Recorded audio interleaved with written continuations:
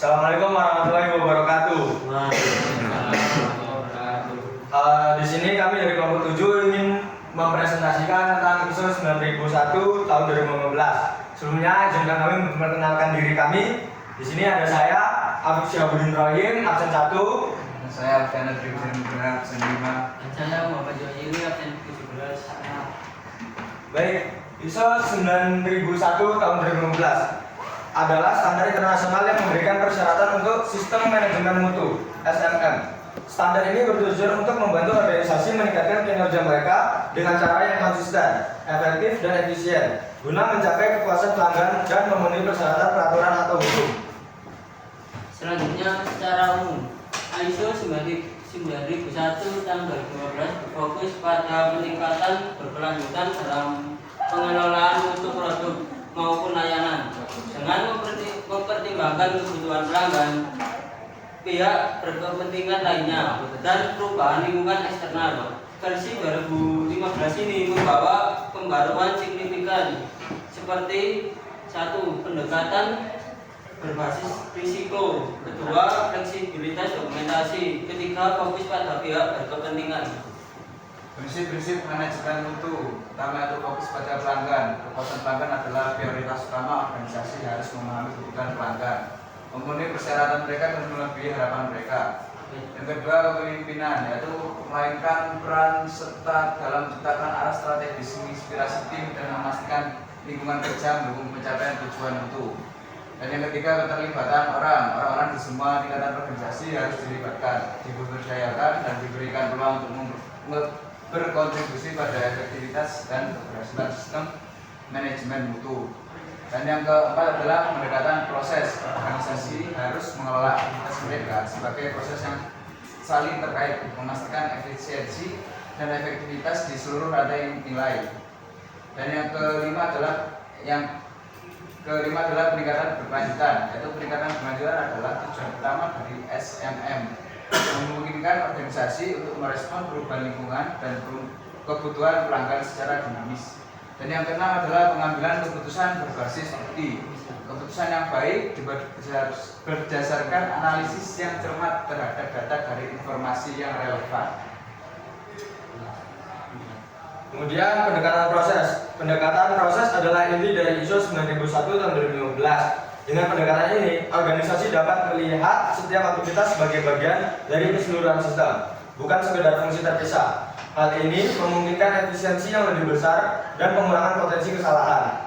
Elemen penting pendekatan proses adalah 1. Identifikasi proses, menentukan proses utama, subproses, dan hubungan di antaranya. Kemudian ada PDCA, Plan Do Check Act.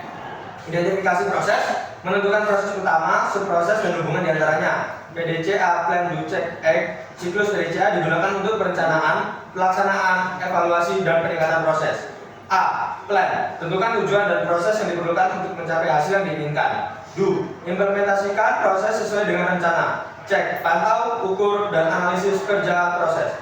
E. Ambil tindakan untuk meningkatkan kinerja berdasarkan hasil analisis. Manajemen risiko. Pendekatan ini mencakup identifikasi risiko dan peluang serta tindakan yang diambil untuk memitigasi atau memanfaatkan keduanya.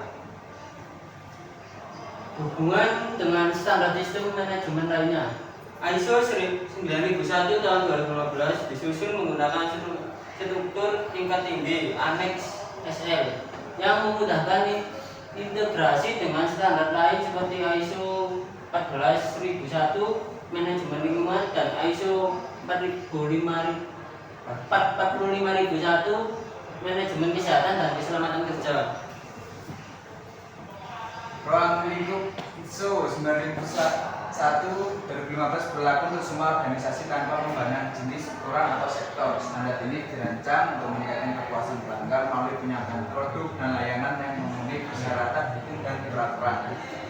Yang kedua adalah normatif. Dokumen acuan normatif untuk ISO 9001 2015 adalah ISO 9000 2015 yang memberikan definisi dasar, istilah, dan prinsip-prinsip manajemen mutu. Dan yang ketiga adalah istilah dan definisi. ISO 9001 2015 menggunakan istilah yang didefinisikan dalam ISO 9001 2015 seperti proses. Yang pertama adalah proses serangkaian aktivitas yang saling terkait. Kedua, kepuasan pelanggan, yaitu persepsi pelanggan terhadap sejauh mana persyaratan mereka terpenuhi.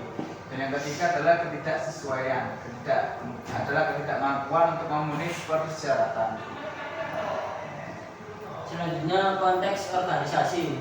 Yang pertama, memahami organisasi dan konteksnya. Organisasi harus mengidentifikasi isu internal dan eksternal yang relevan dengan tujuannya dan mempengaruhi kemampuan untuk mencapai hasil SNM.